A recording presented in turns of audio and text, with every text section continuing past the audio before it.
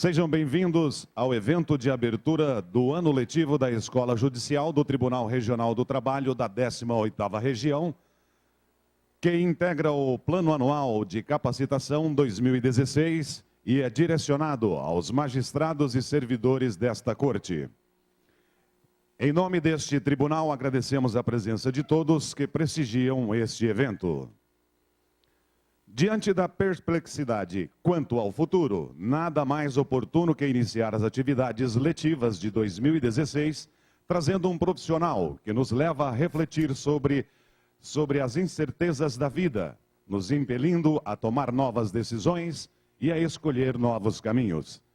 Dentro deste contexto, teremos a oportunidade de ouvir o renomado palestrante Dr. Leandro Carnal, que irá proferir a palestra intitulada Olhando a crise em perspectiva, quais os ganhos e perdas? O Dr. Leandro Carnal é graduado em História pela Universidade do Vale do Rio dos Sinos e doutor em História Social pela Universidade de São Paulo. Possui pós-doutorado na Universidade Nacional Autônoma do México e no Centro Nacional de Pesquisa Científica de Paris. Professor de História na Unicamp, atualmente é membro do corpo editorial da Revista Brasileira de História e da revista Poder e Cultura. Autor de diversas obras, dentre elas Teatro da Fé, História dos Estados Unidos, A Formação da Nação, Conversas com um Jovem Professor, Pecar e Perdoar. Participa de programas de televisão, dentre eles o programa Cafés Filosóficos. Neste momento, convidamos a excelentíssima desembargadora Kátia Maria Bontempo de Albuquerque, diretora da Escola Judicial da 18ª Região, para transmitir a sua mensagem. Bom dia, bom dia, bom dia a todos. Com profunda alegria, em primeiro lugar, de ver o plenário cheio, para que nós tenhamos a oportunidade e a grandiosidade de termos conseguido trazer o doutor Leandro Carnal, que vai proferir a palestra, como dito pelo cerimonial, Olhando a crise em perspectiva, quais os ganhos e perdas. A minha fala vai ser muito breve, muito curta. Primeiro, que aqui não está, como eu sempre digo, a desembargadora Kátia. Está a diretora da escola e, como todos vocês, uma aluna, uma aprendiz, que, no momento, dirige os trabalhos da Escola Judicial 18. O ano passado, nós encerramos o ano com uma mágoa muito grande, que foi, dia 3 de outubro, o incêndio da nossa casa. A Wanda, que é nossa coordenadora pedagógica, nossa aluna também, fez aquele vídeo dizendo deste tribunal e fazendo uma comparação com o Fênix, de que nós renasceríamos das cinzas. Verdade. Mas o que mais me marcou é que ela disse naquela fala que este tribunal é digno, que nós temos uma história digna. E tenho para mim que a dignidade está entranhada em todos aqueles que labutam diariamente nesta Casa de Justiça. A palavra de ordem desse tribunal é dignidade. Continuando no sofrimento, fomos brindados diante da crise com um corte orçamentário de magnitude nunca antes vista pelo nosso tribunal. As coisas estão além de piores, muito além. E aí o meu emocional foi lá embaixo. Eu falei, a escola não vai fazer nada em 2016. O corte da escola foi significativo. Quase, acho que 100% numa área lá, significativo. Eu falei, não vou fazer nada, não vou fazer nada. Um dia eu chamei, levei um puxão de orelha da Wanda. Ela falou, calma, calma, Kátia. Nós vamos fazer sim. Nós vamos enfrentar a crise, sim. E daquele momento em diante, a Wanda não tem conhecimento, mas eu estou digerindo a coisa e eu concluí com uma simplicidade muito grande para o meu coração, que eu tenho necessidade disso, que esta crise política, institucional e mais do que nunca, a meu ver, de valores humanos, ela está a nos fazer repensar, principalmente os magistrados, a repensar o que tem sido muito, que foi muito dito pela futura presidente do Supremo Tribunal Federal, Conematra, Enamate, Coleprecor, quem é o juiz do século XXI? Qual juiz nós queremos para o século XXI? Eu não sei a resposta, e ninguém sabe também.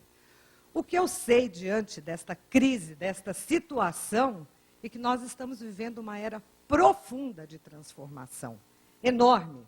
E nós precisamos ir lá no fundo do poço, colocar os pés para a gente poder subir, repensar, de que forma ainda não sei, eu não tenho a forma. Mas a escola estará aqui. A escola vai ser parceira de dentro das possibilidades, com ausência do pagamento de diária, os cursos serão realizados. Prova disso é que não é qualquer tribunal que traz um professor, Leandro Carnal, para fazer a aula magna.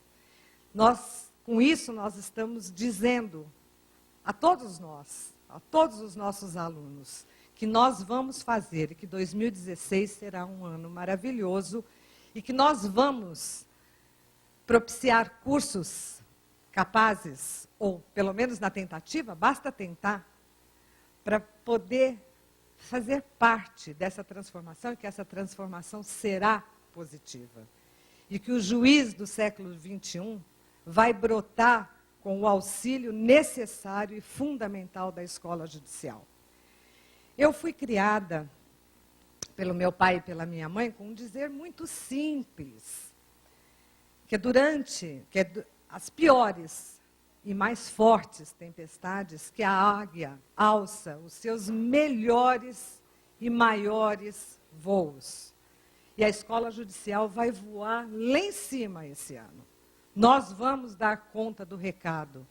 Eu dependo de cada um dos senhores para se engajar nessa luta, desse momento de transformação, para continuar escrevendo a nossa história, o nosso capítulo, com a dignidade que sempre tivemos e que eu não tenho dúvida será mantida por todos nós.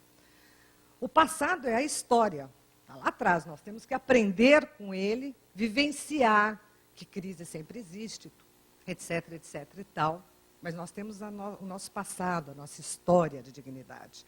O presente é isso aqui, que nós estamos, é a nossa consciência de conseguir trazer o professor Carnal aqui hoje para dar aula magna de início oficial do ano letivo, parece grupo escolar, da Escola 18. E o futuro é a nossa esperança, que nós vamos construir em cima da nossa história, da nossa consciência, a nossa esperança de que vai dar tudo certo. E que nós vamos dar conta do recado. E que nós vamos manter as nossas salas de aula lotadas de pessoas, quer com pagamento diário, quer sem pagamento de diária. Nós temos pessoas ótimas aqui e que farão parte da construção da nossa consciência presente para que o nosso futuro de esperança chegue e chegue rápido e que a gente possa dizer, puxa vida, eu quero dizer, como a escola judicial foi maravilhosa, e eu entendo por maravilhosa apenas em conseguir fazer em 2016. Então é com muita alegria, com a esperança renovada pela Fênix, as minhas cinzas já foram construídas, o meu voo, a minha águia vai ser enorme, e é o que eu vou fazer à frente da escola judicial para que todos possamos aprender. E para poder encerrar a grandiosidade disso, tem um texto aqui da nossa Cora Coralina, eu nem vou ler o texto, eu vou ler a última frase que ela fala. Feliz aquele que transfere o que sabe e aprende o que ensina. Vamos todos aprender hoje com o professor Karnal e sempre. Obrigado e bom dia.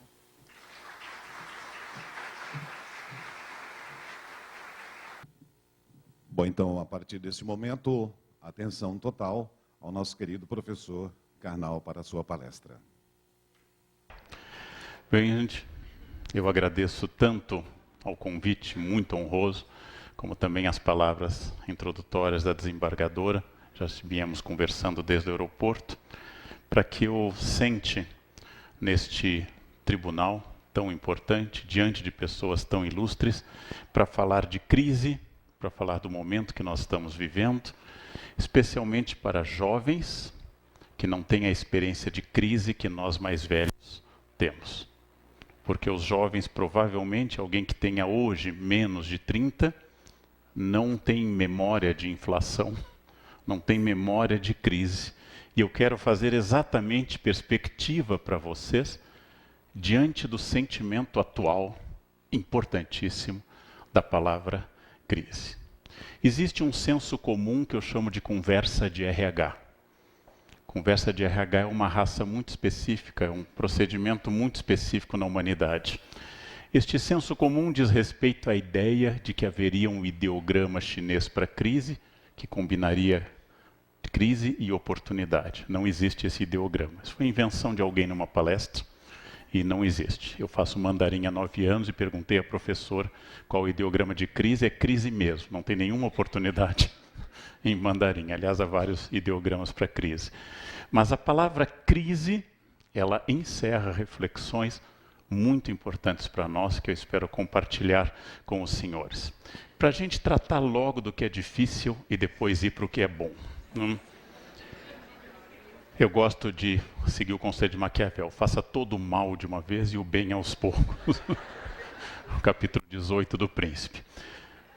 Nós temos hoje, à frente dos poderes executivo e legislativo, pessoas que para alguns grupos não gozam da confiança das pessoas. Imaginem que se não for por impedimento total da chapa, se não for por crime eleitoral, impedida a chefe do executivo, assume o vice-presidente. Impedido este pelas constituições brasileiras, assume o presidente da Câmara. E aí nós vamos indo até o Senado. Ou seja, metaforicamente, derrubado Lúcifer, sobe Satanás. Caindo Satanás, Beelzebu assume. E nós fazemos aquele papel que viveu a Polônia, libertada dos nazistas, abriu caminho para os soviéticos. Muito difícil saber quem vai nos libertar, porque ninguém parece apto a isso. E a questão mais incômoda para mim é que nenhuma dessas pessoas está lá por golpe de Estado. Todas estão num país democrático, um Estado de Direito, o mais longo período de Estado de Direito que nós já vivemos, pleno no Brasil, estão lá por voto. Só para dar o exemplo do deputado Cunha, ele é o 3º deputado mais votado do Rio de Janeiro. O primeiro é Bolsonaro. A segunda é uma senhora de sobrenome Garotinho. E o 3º é ele.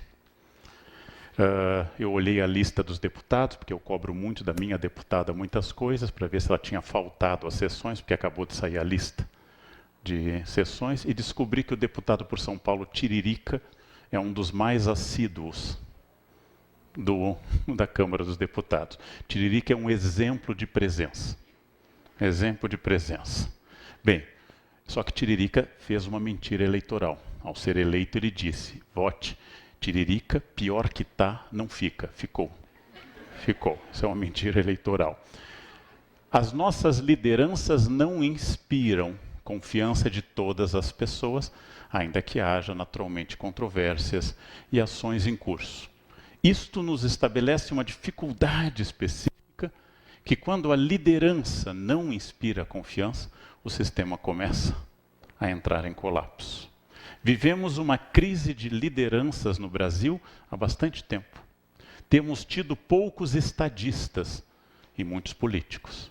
Estadistas são aqueles seres que tomam decisões que, para o bem e para o mal, influenciam os próximos 50 anos.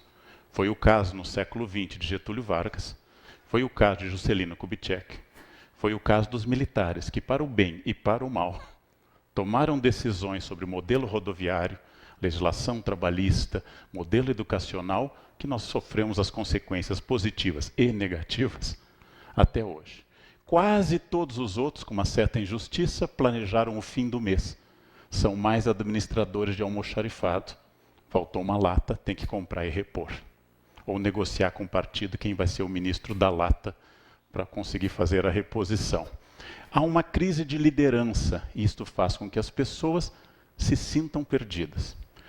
Eu dei uma palestra sobre ética em Brasília. Olha o ponto que eu consigo chegar. No subsolo do Banco Central para presidentes de estatais. E saí da palestra, voltei.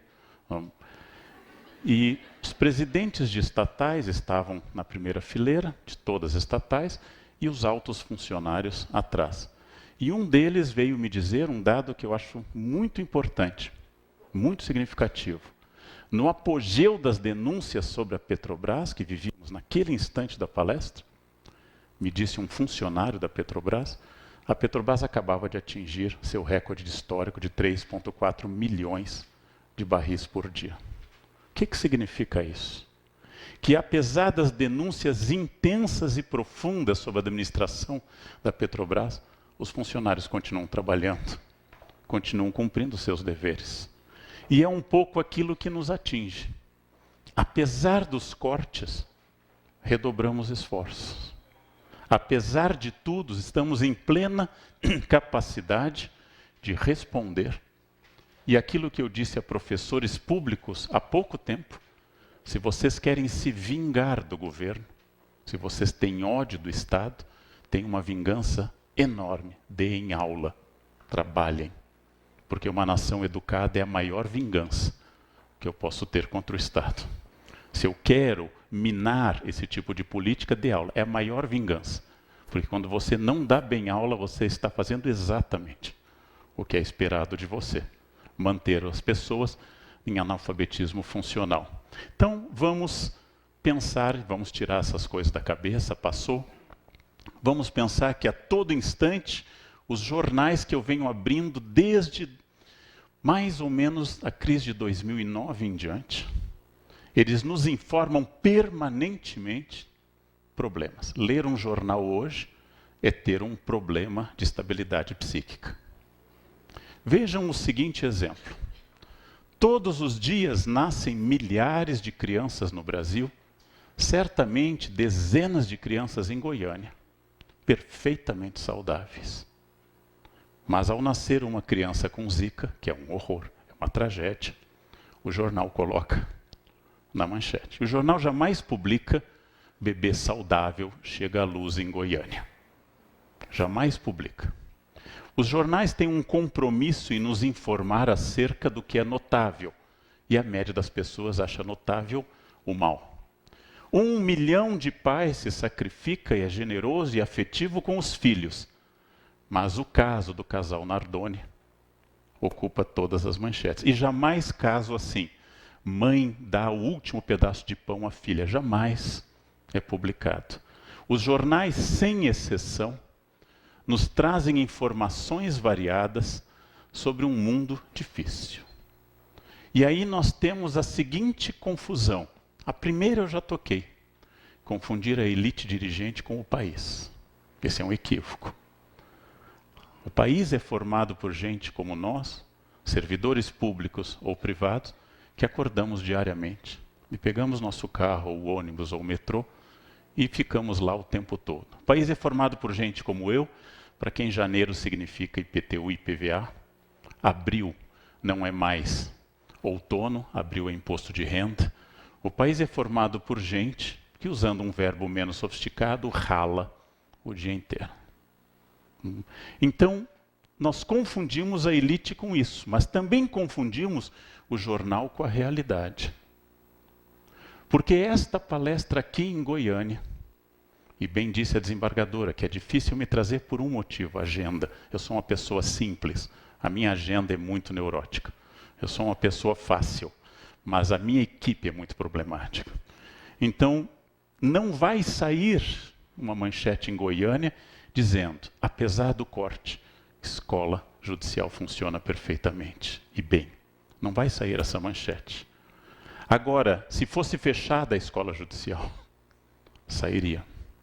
Então, ao ler um jornal e ao ler qualquer organismo de imprensa, ao ler a internet, ao assistir à televisão, eu preciso ter presente que aquilo é uma visão mediada de mundo.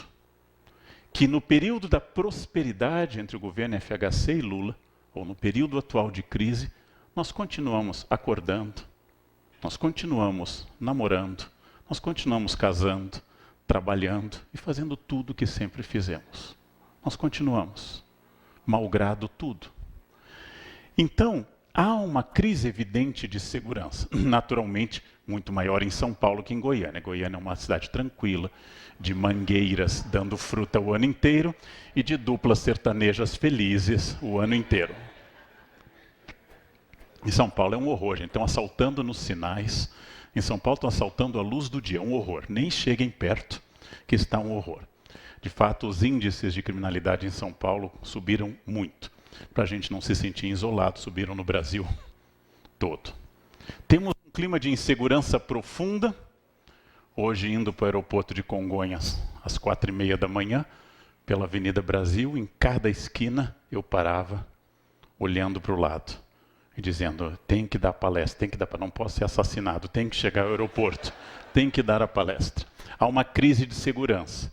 E usando essa imagem, talvez seja o problema que nós estejamos sentindo neste momento, que é o problema de estar na lama e não conseguir ver nada além da lama.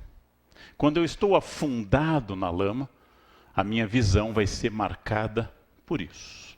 Eu não posso ter outra perspectiva. E eu vou convidar a toda esta plateia distinta a olhar em perspectiva. O que é olhar em perspectiva? Olhar, primeiro, em profundidade, indo além do fato atual, e indo em busca de outros fatos. Olhar em comparação. Olhar dentro do tempo histórico. E olhar mais além do imediato. Isso é dar perspectiva. Reinventada no Renascimento por grandes pintores, especialmente Giotto, especialmente Paulo Cello, a perspectiva criava fantasia de profundidade no quadro através de uma ilusão de ótica. Esta ilusão de ótica, ela é fundamental para eu ter presente o que está mais perto de mim parece maior e o que está mais longe parece menor. Logo voltamos à lama. Para quem é jovem, estamos vivendo um período terrível, porque não tem perspectiva. Não tem essa perspectiva. Vamos demonstrar isso. Toda vez que eu enfatizo apenas uma fase de desenvolvimento de qualquer organismo ou de processo histórico, eu perco a visão do todo. Toda vez que eu enfatizo a larva, ou a pupa, ou a crisálida, ou a borboleta, eu perco a visão do todo. É preciso olhar uma visão mais longa para saber que existe um desenvolvimento complexo de cada etapa. Vamos demonstrar agora com números e não com metáforas. Os economistas divergem. Os mais otimistas falam que 2016 terminará com uma inflação média de 6,8%. Os pessimistas falam em 7,5%. E a média eu botei 7%. O historiador não sabe muito números, então arredondei para 7%. A inflação talvez esse ano seja de 7% ao ano. Para um jovem que desconhece o fenômeno da inflação, é uma novidade absoluta. Os preços vão começar a ser pressionados. As consultas médicas, o preço do combustível, tudo vai começar a subir. Os salários talvez não sejam reajustados no mesmo patamar. Resultado, mais processos para vocês. Mas, em todo caso, temos uma perspectiva de inflação.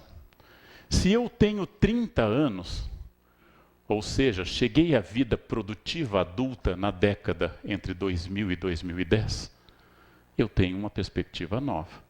Mas como eu tenho 53 e não 30, eu vou dar outra perspectiva. Último mês do governo Sarney, 84,23 já expurgado de inflação ao mês. 84 ao mês. Somávamos 12 meses anteriores com 4.853% de inflação. Naquela ocasião eu ficava milionário várias vezes, ganhei 1 milhão de cruzados, 1 milhão de cruzeiros novos, eu ficava milionário. Os jovens não conseguem supor que naquela ocasião a gente colocava dinheiro à noite no banco e ele rendia de manhã, overnight. A gente punha o dinheiro para dormir e ele acordava rendido, que a gente trocava salário por dólares imediatamente. E essa crise foi imensamente mais forte que a atual. Só que ainda havia clareza na era Sarney de que havia um lado bom e ruim. Essa clareza não existe mais tão forte no Brasil. Em 1985, o mal eram os militares, o bem era a Nova República e Tancredo, que de fato foi o melhor presidente que o Brasil já teve. O único que não cometeu um único ato errado. E vocês sabem que por decreto do Sarney, Tancredo é presidente do Brasil. Por decreto do presidente, ele é contado como presidente do Brasil, e Dona Risoleta teve direito, naturalmente, à pensão de mulher de presidente. E segurança também, que se oferece a um ex-presidente. Isto é uma inflação. Essa maquininha de recalcular era uma metralhadora. As lojas pararam de aceitar cartões de crédito. E eu reclamei na época, jovem ainda, em plena pós-graduação, eu reclamei para minha avó, que é uma imigrante alemã. E eu disse, vó, essa inflação é a maior. E minha avó me deu perspectiva. Ela saiu da Alemanha em 23. A inflação era de 17.000% ao mês. Em 23, em novembro, o marco alemão deixou de existir e as pessoas passaram a trocar produtos, comida por aula, e assim por diante. Ela me deu perspectiva. Para a minha crise de 85, aquela crise era muito maior. Para a crise atual, as duas são muito maiores. Eu tenho que olhar em perspectiva. E não tomar o todo pela parte, e não tomar o momento pela eternidade. Vamos dar uma avaliação bem objetiva. Há uma retração industrial mundial, menos na China. A China diminuiu o crescimento, mas a China desindustrializou o planeta. Mas o Brasil, em particular, essa região centro-oeste, o agronegócio prosperou na mesma proporção. Porque se é verdade, por exemplo, que a China quase destruiu a indústria de calçado de Franca em São Paulo e Novo Hamburgo, no Rio Grande do Sul, é verdade também que a China nos tornou os maiores exportadores de couro do mundo, dando a riqueza para os curtidores, para os donos de fortuna. Se é verdade que a China desindustrializou a indústria quase no planeta todo, soja brasileira disparou no mercado, porque tivemos que alimentar mais gente. A China não tem espaço para vaca. Vaca demanda muito território e muita água. E nós temos muito espaço para vaca em todas as instâncias.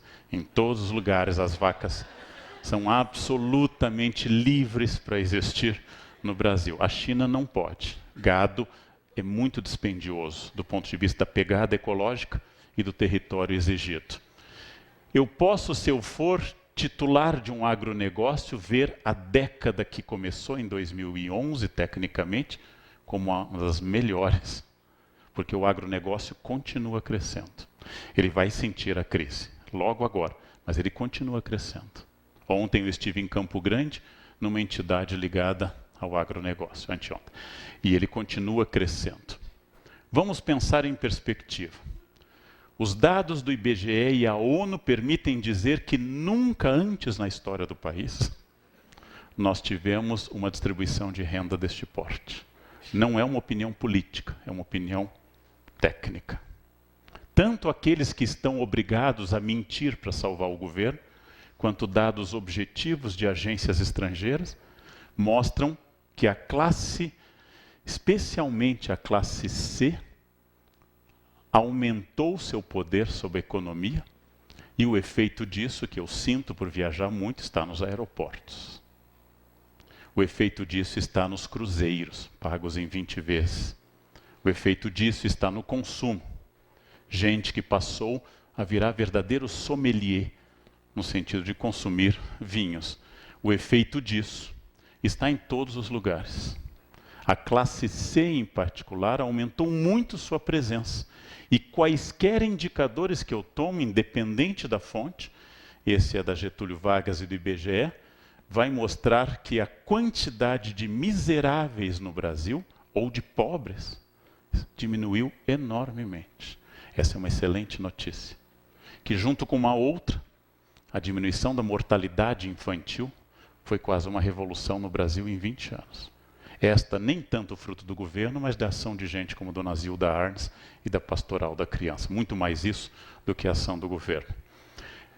Se eu olhasse para a década de 2010 até agora, eu veria ainda em processo uma ascensão social, uma eliminação da miséria absoluta, uma diminuição da fome e ainda uma preocupante persistência do nosso índice de analfabetismo. Oficialmente, 10%, para arredondar, 9,7%, e um analfabetismo funcional muito incômodo. 10% dos brasileiros não sabem assinar o nome, ou seja, são analfabetos totais. Mas há um número nunca medido de brasileiros que conseguem desenhar o nome, mas não escrevem uma carta simples, não conseguem interpretar um manual de instruções simples. E eu não me refiro a quem escreve ou fala errado. Isto não é o analfabetismo funcional. O domínio da gramática formal não caracteriza o analfabeto ou o alfabetizado, mas quem não consegue expressar suas ideias através, por exemplo, da escrita. É diferente, como eu já disse, quando minha empregada me deixa um bilhete que eu guardo até hoje, que eu tornei uma crônica de jornal, ela me escreveu: professor, nessa quinta eu venho na sexta. Isso é diferente. Não é uma frase muito lógica. Nessa quinta eu venho na sexta, mas é absolutamente compreensível. Se ela fosse parnasiana, ela escreveria: professor, 2 pontos, ao contrário do hábito semanal de vir à sua casa às sextas, às quintas, excepcionalmente, vírgula, advérbio, na sexta eu virei na sexta-feira, apenas nesta semana, ponto, atenciosamente, empregada. Ou seja, isto diria a mesma coisa, só que muito maior. Isto não é erro de língua. Isso os linguistas não consideram um erro. Isso é uma adaptação. Como vossa mercê se tornou você e hoje é VC. E provavelmente daqui a alguns anos será V. Apenas V. Escrever só o V. E com um rostinho sorrindo, né? É isso. Nós temos uma questão objetiva. Temos uma forte crise econômica, sem dúvida forte, mas não a pior que o Brasil já viveu. O encilhamento do início da República, a crise de 29, a crise de 1900, toda a década de 80, particularmente entre 88 e 90, nós temos uma forte crise econômica. Ela é subjetiva porque ela significa não confiança no futuro, que é um dos fatores da crise, e ela é objetiva porque significa envelhecimento da tecnologia brasileira, não renovação do parque industrial, ausência de investimento em tecnologia. Mas nós temos sim, e muito mais, uma fortíssima crise de valores neste momento. E essa talvez seja inédita no Brasil. Porque em 1964, os dois lados que se batiam, conservadores e pessoas de esquerda, tinham certeza que tinham a resposta para o país. Os dois lados, de um lado o DN, IPES e BAD, setores conservadores da Igreja Católica, do outro lado, CGT, Ligas Camponesas, UNE, cada um tinha certeza de ter a solução para o país. E cada um tinha valores absolutos embutidos na sua proposta. Nós não temos essa certeza hoje. Isto significa, pegando o modelo weberiano, que a dominação tradicional que é a dominação, por exemplo, do coronel sobre os seus subordinados. A dominação carismática, que é a dominação do pastor, do padre, do rabino, ou do líder de um grupo religioso, ou até a do pai, como dá o exemplo em Weber. E a dominação jurídica, que é aquela amparada no texto da lei. Esses três campos estão em crise no Brasil. Porque é lógico que nós temos um estatuto jurídico, mas a subjetividade deste momento permite, vou usar só essa palavra mais chata, mas em ambiente jurídico ela é boa, permite uma nova hermenêutica. Que hermenêutica é essa? A lei diz aquilo que eu preciso que ela diga. Essa é a nossa nova hermenêutica. Ela vai dizer o que eu preciso.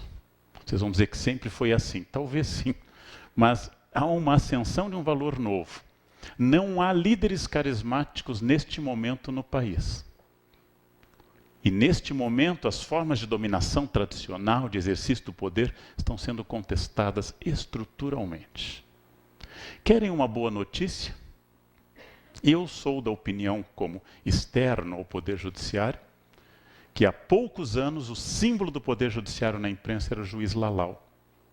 E hoje é o juiz Moro. Eu acho isso uma mudança estrutural. Uma mudança muito grande. Ponto para o Poder Judiciário. Os outros poderes continuam com os mesmos símbolos. Eles não mudaram de padrão. Aliás, são de uma tradição brutal. Brutal a esse respeito. Bem, a nossa coesão social, ela sofre um risco. Convocado para um depoimento que depois foi suspenso, o ex-presidente Lula deveria ir ao Fórum da Barra Funda. E mesmo ele não tendo ido, dois grupos se formaram perto da minha casa, que moro na zona oeste de São Paulo. Minha rua termina no Palmeiras, ninguém é perfeito, vocês sabem que há problemas estruturais no mundo. A coesão social de gente que faz faixas dizendo Lula é meu amigo, mexeu com ele, mexeu comigo. Uma frase estranha, porque se meu amigo for comprovadamente condenado pela justiça, ele continua meu amigo, mas ele é um ladrão. Eu posso continuar gostando dele, mas ele é um ladrão. Não foi provado nada ainda. Está tentando provar tudo, mas não foi feito ainda e nem julgado nada. Mas havia um grupo que gritava, e eu assisti furiosamente. E do outro lado, um grupo que gritava. Ambos caracterizados por pessoas de duvidoso gosto estético, mas ambos com uma certeza absoluta que tem um problema novo. Nenhum dos dois lados escuta o outro, nada. A palavra petralha ou a palavra coxinha interrompe o raciocínio racional. Interrompe o cartesianismo e introduz a adjetivação. Quando eu passo a adjetivar, eu parei de pensar.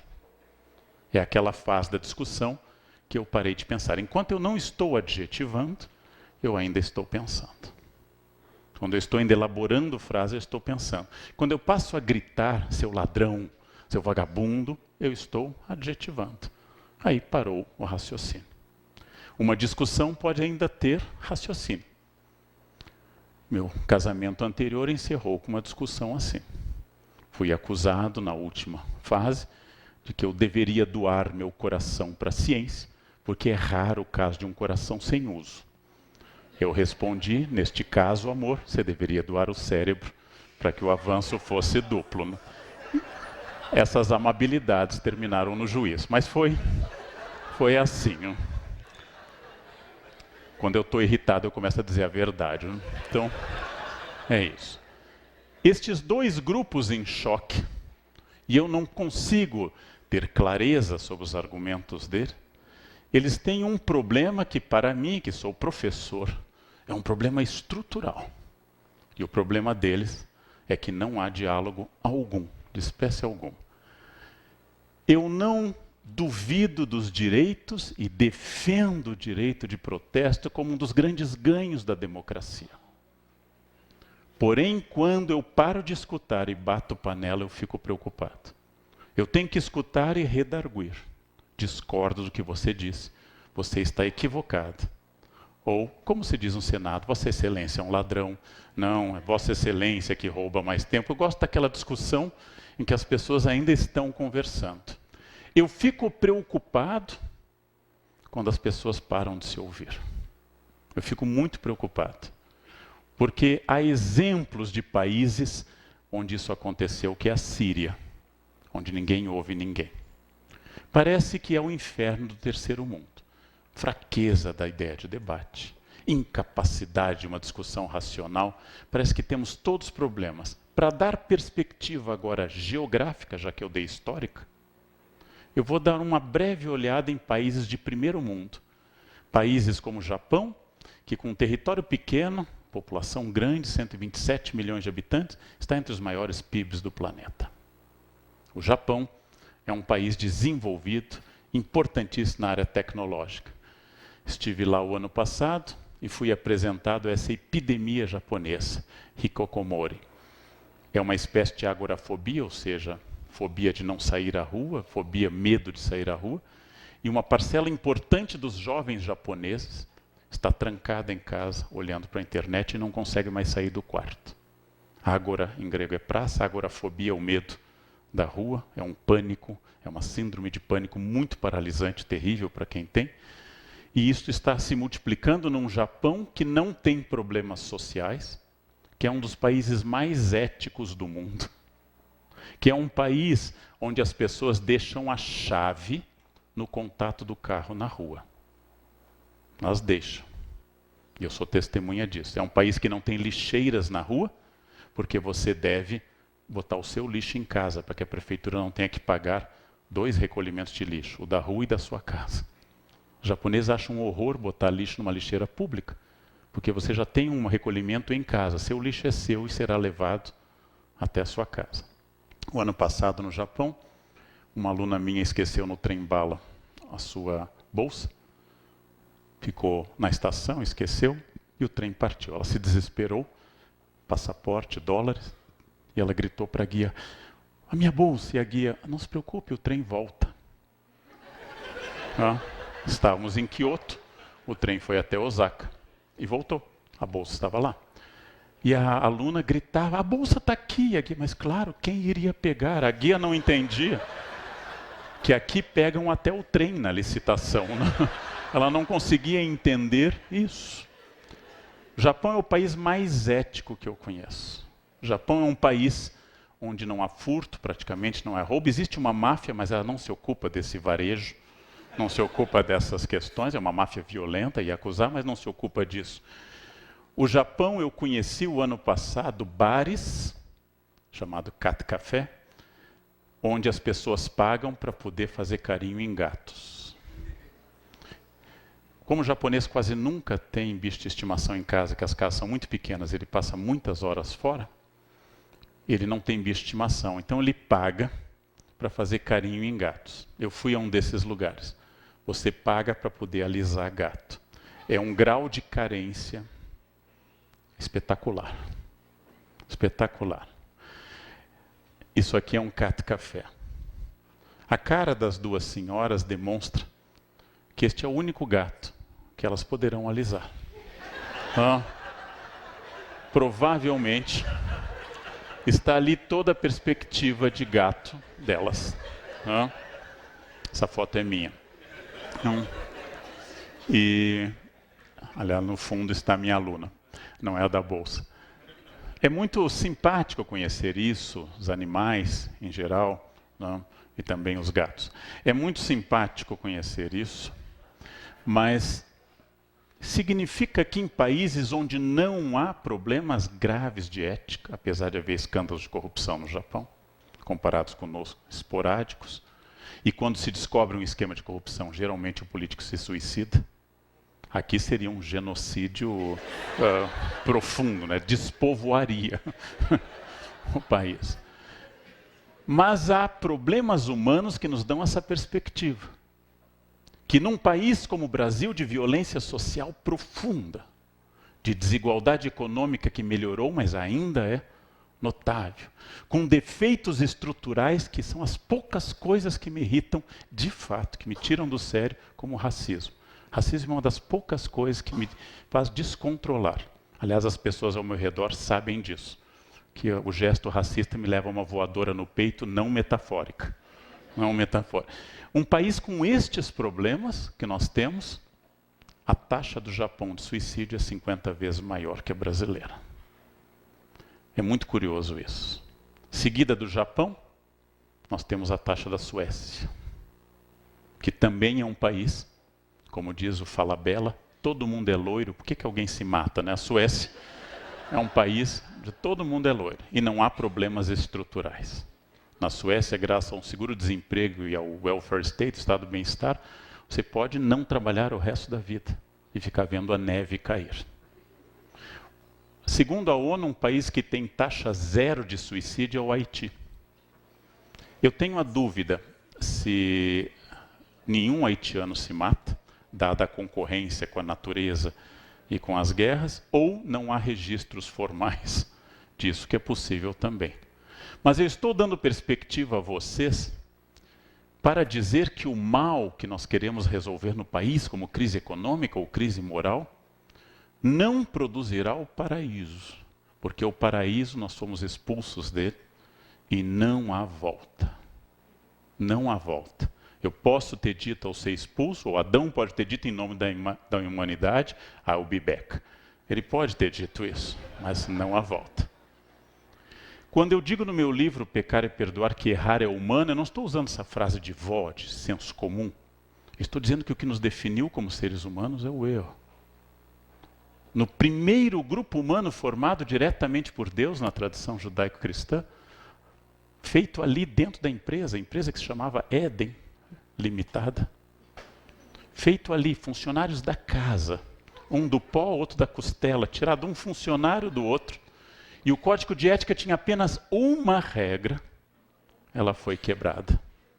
Expulsos da empresa, demitidos com justa causa, sem direito algum, eles tiveram 2 filhos e um matou o outro. 50% de homicídio na outra geração.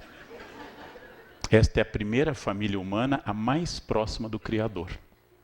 Pais pecadores, filho assassino ou morto.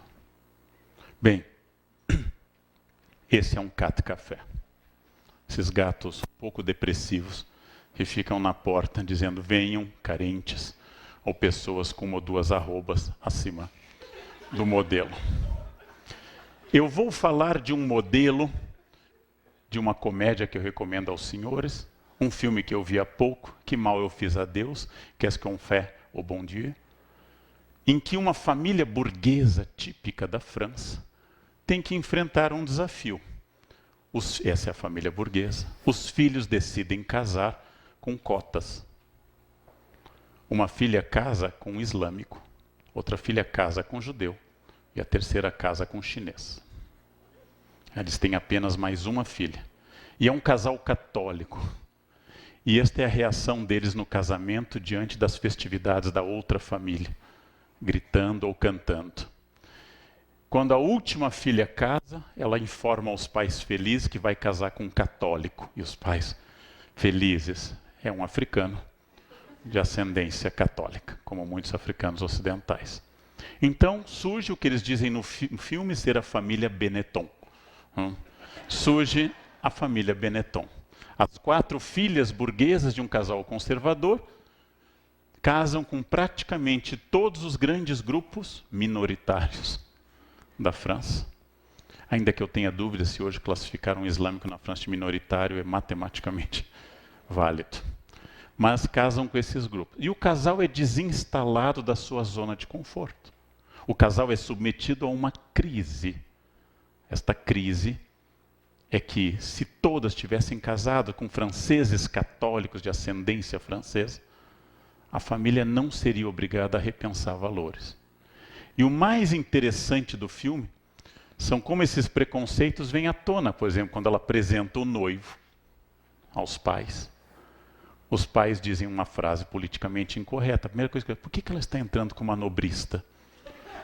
E não é uma nobrista, é o genrinho a caminho.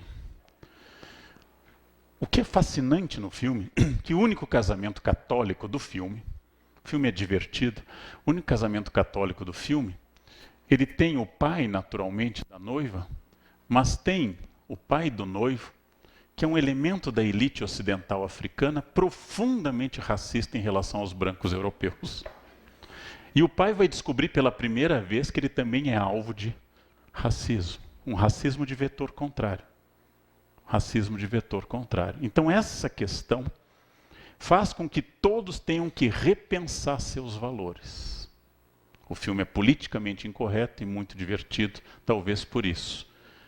Toda vez que eu saio da minha zona de conforto, eu submeto meus valores a uma avaliação. E esta avaliação vai submeter diante dos nossos novos valores, das novas situações, a seguinte questão: o que eu penso é válido? O que eu afirmo é correto? Aquilo que eu faço é usual? Isto é uma dificuldade para todas as pessoas. Eu sempre digo que eu acho que particularmente os homens têm dificuldade com mudança.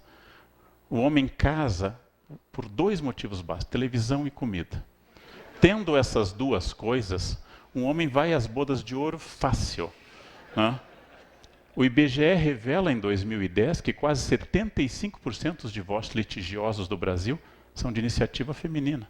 E é interessante porque é a mulher que é a promotora do casamento. Eu tenho observado em casamentos alheios e meus que a noiva entra senhora de si na igreja, porque ela escolheu tudo.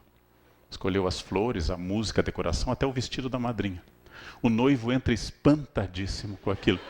Ele não tem a menor ideia do que está ocorrendo. Ele foi convidado, porque tem uma certa relevância a presença dele, mas ele não tem a menor ideia. Essa noiva que casou e que fez tanto é provavelmente, matematicamente, a que vai pedir o divórcio. Porque ela quer felicidade. E os homens são programados para não buscá-la. Haja vista que o homem, ao entrar numa festa, já anuncia: a gente vai embora cedo, né? Eu não vou me divertir de jeito nenhum. Eu não vou dançar, não vou conversar, não gosto de beber. Vamos embora cedo, né? Quer dizer, o homem já tem uma dificuldade com a diversão que é estrutural. Mas a grande diferença, é preciso dizer, isso é educativo, trocar essas informações, é que o homem tem uma gaveta cerebral vazia e ele pode não pensar. E as mulheres não acreditam. Quando elas nos perguntam: o que você está pensando? Nada. É verdade. É verdade. Está pensando em nada. Está olhando para um ponto. Não tem nada ocorrendo dentro do cérebro. E é por isso que os homens podem pescar. É a condição para pescar é pensar em nada, né? Ficar horas olhando aquilo, nada. O homem vê futebol para não ver nada. Não importa o jogo que estiver passando. Ele fica ali olhando. Podia passar 15 de Piracicaba contra o Náutico, e ele ficaria ali olhando, porque o que ele quer é um nada. Essa gaveta é fundamental para os homens. Já se disse que os homens têm gavetas separadas e as mulheres têm apenas uma, onde ao puxar uma coisa vem tudo junto. Você esqueceu do meu aniversário, você também não gosta mais de mim, tem aquela questão sexual também que está... Ou seja, ao puxar um fio vem tudo, absolutamente tudo. As mulheres são exigentes quanto ao drama da felicidade. Os homens são menos exigentes, são menos complexos quanto ao drama da felicidade, não a buscam e não a encontram em geral. E este filme nos mostra, entre homens e mulheres e casamentos, esta novidade, quando eu sou desinstalado e eu volto a advertir. Quando eu não quero ser desinstalado de nenhuma das minhas convicções. Logo após bater panela, o passo seguinte é disparar armas. Quando eu não quero ouvir ninguém, eu vou pela força. Falhando qualquer consenso, eu vou diretamente para a coerção. A Síria é um exemplo do colapso da ética num país. Quando Aristóteles nos diz que a vida ética é a vida que provoca a felicidade, quando Luc Ferry diz que a vida ética é a vida que vale a pena ser vivida, eu acrescento: a vida ética é a única que possibilita a vida em sociedade. Quando eu não respeito mais o limite da ética, a sociedade fica inviável. Tanto a pequena ética, a etiqueta, como a grande ética, a ética aristotélica e assim por diante. Se nós hoje reclamamos da tragédia que está sendo a questão de crianças atacadas pela Zika, na Síria, o problema não é esse. As crianças são assassinadas muito antes de terem qualquer doença. O assassinato de uma criança é a falência da civilização. É o fim da civilização. Assim como a pedofilia foi eleita por nós como crime tabu por excelência, o assassinato de uma criança é o fim da civilização. Uma civilização que não cuida de suas crianças está em colapso ético total. Neste caso, é mais dramático para mim, que nasci na década de 60, e para todos aqueles que são ou baby boomer, ou imediatamente posteriores, ou seja, de 45 até, para alguns 60, para outros 64, para toda essa geração que hoje, em geral, está no poder. Hoje nós somos, os nascidos pós-40, são os que estão no poder nas universidades, nos tribunais, nas empresas. Esta geração que está mandando, no ponto de vista cronológico, foi formada num sistema completamente diferente do atual. Eu fui treinado com habilidades inúteis, variadas. Insisto sempre isso em palestras, eu tenho em casa um diploma de datilografia. Instituto Universal Brasileiro, eu tenho um diploma de datilografia. Eu tenho na cabeça o mantra SDFG, C cedilha LKJH. Eu fui treinado em datilografia e meu sobrinho mais novo, que nunca fez datilografia, não tem a menor ideia do que seja uma máquina, digita mais rápido do que eu. Eu fui treinado para fazer provas em matriz a álcool. Eu sei usar mimeógrafo. Eu fui treinado em números romanos.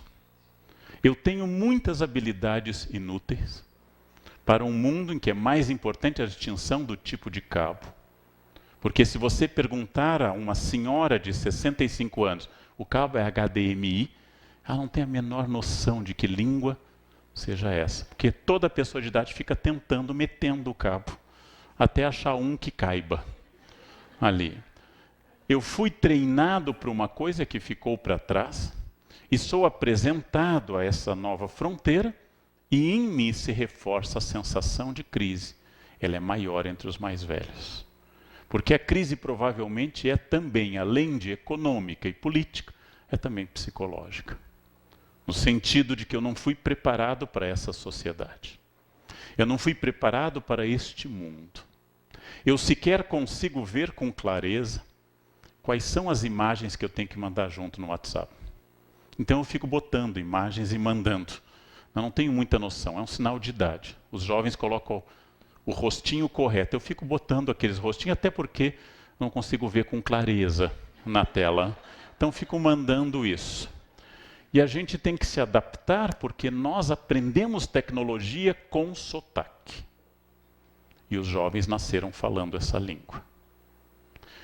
Eu tenho um sobrinho de 5 anos que manipula o tablet com uma habilidade. E ele é analfabeto, temos um analfabeto na família.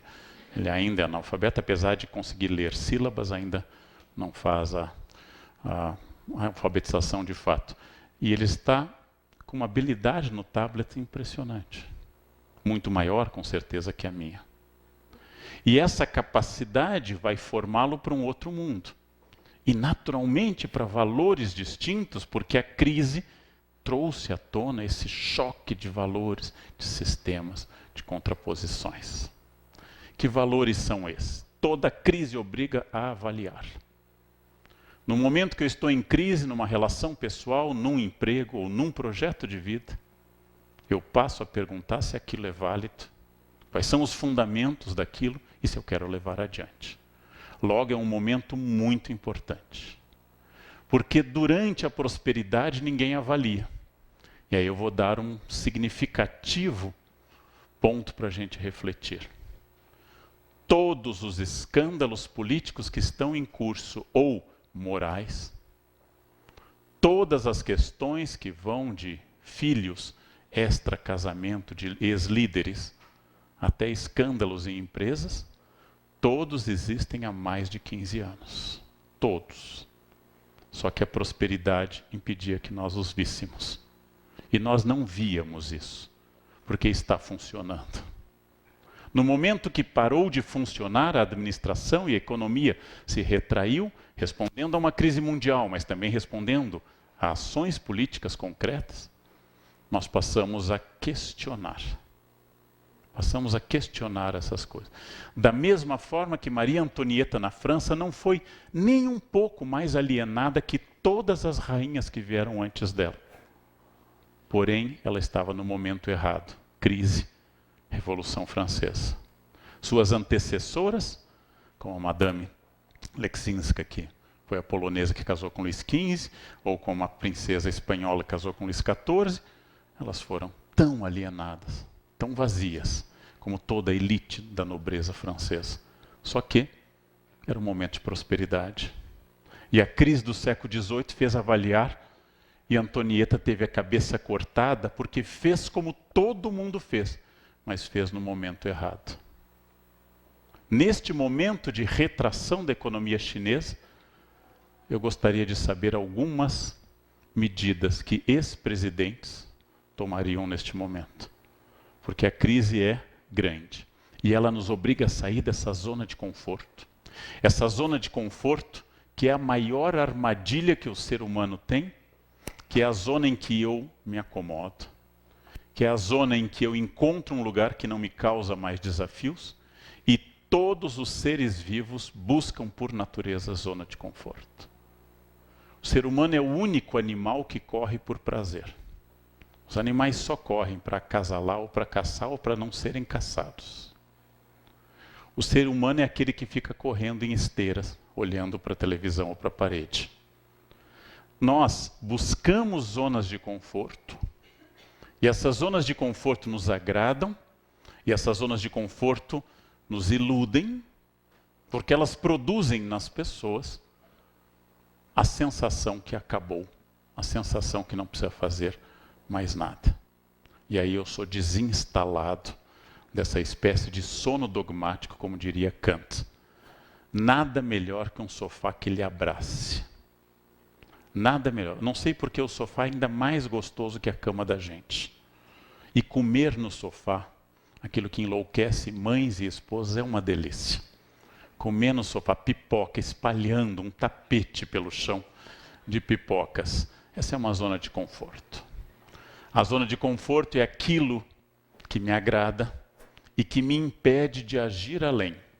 E por isso ela é confortável. Para sair da zona de conforto, é preciso estabelecer uma estratégia. A crise é o principal motor para desinstalar dessas zonas. Estratégia é uma palavra grega que se refere ao líder, ago. Stratos é uma das palavras gregas para exército. É o homem que vai à frente do exército e que pensa, como nesse exemplo que eu estou dando, do dia D, 6 de junho de 44, quando os aliados, ingleses, franceses, canadenses, americanos, tiveram que desembarcar na Normandia para livrá-la da barbárie nazista, a França. Para poder fazer esse desembarque do dia 6 de junho, do dia D, de Doomsday, de dia do juízo, eles tiveram que planejar muito. Recursos, áreas que eles iam atacar, o que fazer em caso de fracasso do primeiro desembarque, como contra-atacar um ataque maciço alemão. Contaram com a sorte de Hitler ser uma capivara militar. Afinal, ele é um cabo que a política tornou chefe. Hitler nunca estudou estratégia e insistia que o desembarque seria em Calais, o ponto mais perto da Inglaterra. E até o fim, Hitler bateu o pé, reforça em Calais. Calais é o lógico. E os aliados desembarcaram na Normandia. Para nossa sorte, Hitler era uma ameba tetraplégica. Com isso, a zona de conforto tem que ser saída dela através de uma racionalidade, no qual eu saiba quais os recursos que eu quero e como eu quero aplicá-los. Porque se eu tivesse recursos infinitos, eu não precisaria de nenhuma estratégia. Bastaria ir fazendo. Quando eu não tenho recursos infinitos, quanto mais limitados eu os tiver, mais eu estabelecerei prioridades. Mais eu estabelecerei essas prioridades. Sair da zona de conforto me obriga à racionalidade estratégica. O que é estratégia? Eu tenho que prever possibilidades. Eu tenho que, por exemplo, diminuir as surpresas possíveis. Quando vai acabar a já escassa verba em que momento do ano nós ficaremos sem papel. Higiênico, inclusive. Racionalizar o esforço. Fazer o que resta de energia e bens materiais se concentrarem num ponto apenas. Como um médico que lida com acidentado, ele não se preocupa com o pé quebrado, mas com o rompimento do baço. Porque o pé quebrado pode ser tratado dali a um dia. A ruptura do baço vai causar hemorragia interna. Eu tenho que estabelecer o que está sangrando mais. Qual é o ponto essencial? Eu tenho que ter clareza estratégica para saber onde eu vou gastar o pouco que eu tenho. Sem nunca abrir mão que eu quero mais. Que eu quero mais verbas. Porque eu quero servir mais, inclusive, à sociedade. Eu vou dar um exemplo a vocês, que eu não sou alpinista e nunca fiz alpinismo, mas subi até 5.000 metros do Himalaia, no chamado posto acampamento de base, para ver os alpinistas. Depois a gente volta no Nepal. Os alpinistas são um exemplo de estratégia, porque os alpinistas têm que levar tudo que vão precisar durante o tempo de subida e descida. Não há nenhuma loja de conveniência no Everest. Se eles esquecerem comida, eles morrem de fome. Se eles não levarem anticongelante, eles não tomam água. Se eles não se aquecerem, eles vão ter gangrena e assim por diante. Os alpinistas são exemplos de estratégia. Eles têm que pensar durante dias e um extra caso alguma coisa caia ou se perca. Os alpinistas têm que traçar uma rota para o Everest, que está entre 8.840 e agora provavelmente 8.850, porque ele ainda está crescendo, porque a Índia ainda está entrando na placa da Ásia. E eles têm que pensar a ida e a volta. Ele tem que pensar isso claramente, como sobreviver a temperaturas que podem chegar a 70 negativos e com vento e falta de oxigênio. Ele tem que pensar tudo isso. Isso eu já sabia. O que eu não sabia ao visitar o Everest de baixo é que quase todos os acidentes fatais, quase todas as mortes de alpinismo ocorrem na volta e não na ida. E eu penso muito nisso agora que eu me aproximo da aposentadoria. Porque o alpinista usou toda a energia para chegar ao topo, e chegou. Mas ele esquece que tem que voltar. E que voltar, inclusive, é tão difícil quanto ir. Aliás, para os ortopedistas, descer uma rampa ou uma escada é mais danoso às articulações que subi-la. Os alpinistas, na proporção de quase 70%, morrem na volta, quando morrem. O Everest não é tão fatal quanto o K2. K2 é a montanha que mais mata no mundo. Então, eles têm que preservar energia para a volta. É aquela coisa básica que as pessoas aprendem numa caminhada. Eu tenho que voltar antes do fim da energia. Eu tenho que saber na praia, se eu estou andando, que eu vou ter que voltar. Logo, eu não posso esperar ficar sem energia. Isto é estratégia. Estratégia pressupõe uma série de medidas pessoais, profissionais, para a volta também. Estratégia pressupõe coisas desde guardar dinheiro pessoalmente, até usar protetor solar. Estratégia pressupõe que, assim como se chega ao mundo de forma cara, um bebê, se sai do mundo de forma cara, a velhice. Velhice e infância são caros. A vida adulta é um pouquinho mais barata. Um pouquinho mais barata que a infância e a velhice. Significa que eu tenho que pensar na descida dos riscos que eu tive na subida e que a estratégia que levou ao apogeu tem que ser uma estratégia também para a descida. Tudo isso é ensinado pela crise e pelo fato de que quem não pensa dessa forma acaba perdendo muita coisa. E aí eu toco num ponto difícil para nós brasileiros desse imenso país. Contardo Caligares, num livro, diz que faltam aos brasileiros as noções que os franceses chamam de goût de l'effort, gosto do esforço. Que nós não gostamos desta dureza do esforço, porque colocamos nossos filhos de classe média para fazerem piano. Eles fazem 6 meses, aí eles cansam. Então vão para o violão. Depois vão para o jazz, sapateado, e assim por diante. E ao final, esse jovem de classe média ou alta terá feito 5 ou 6 instrumentos musicais sem tocar nenhum. Nós não gostamos do gosto e esforço. E o motivo para tirá-lo, ele não está gostando mais. A cada novo patamar eu tenho que fazer um novo esforço para chegar ao patamar. Quando eu faço aula de inglês, tem um rápido acréscimo. Eu domino um vocabulário básico em poucos meses. E eu chego a um patamar. Para rompê-lo, é preciso mais energia. Por isso que a maior parte das pessoas fica no primeiro patamar. Suficiente para ler o livro de inglês, insuficiente para conversar na rua, na Inglaterra ou nos Estados Unidos. Eu adoro essa foto, porque ela mostra uma das grandes questões estratégicas da vida e das empresas e de todas as instituições. Porque todas as pessoas olham para o pé direito, belíssimo dessa bailarina, em sapatilha de cetim, e apreciam a graciosidade do voo dela, a leveza do salto, a beleza do arabesque, do pas de deux, e não entende que o preço daquilo é o pé da esquerda, que pé de bailarina é um horror, porque ele é o fruto de um esforço que inclusive dói.